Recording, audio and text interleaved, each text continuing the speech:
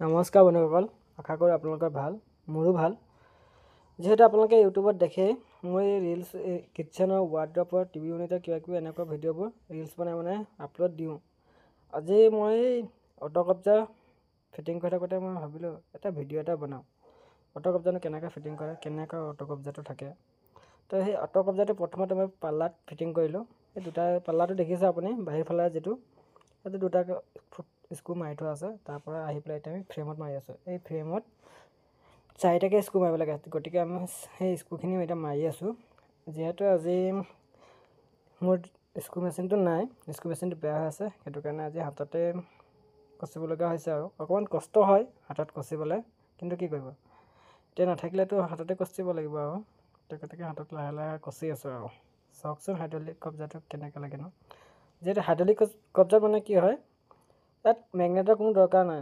আৰু ইয়াত কি হয়, এই কব্জাটো যেতিয়া আপুনি মাৰি দিব, লাহেকৈ নিজে মাৰ খাই গুচি যায়গৈ। তাৰ মানে অটো কব্জাৰ এইটোৱে কাম।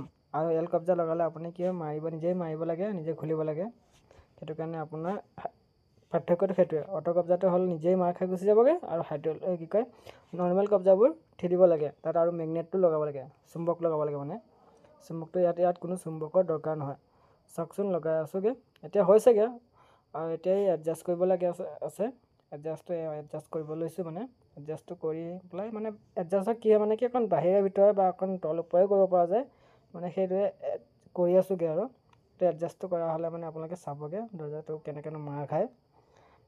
হৈছেগৈ আৰু চাওকচোন কেনেকৈ মাৰ খায়। এতিয়া চাওক, নিজে গৈ থাকে বোলো, নিজে মাৰ খাই যায়। চাওকচোন কি ধুনীয়াকৈ নিজে গৈ আছে, সম্পূৰ্ণকৈ বান্ধ খাই যাব। চাওক হৈ গ'লগৈ, দেখিলে অটো কব্জা এই তেনেকুৱাই হৈ যায়।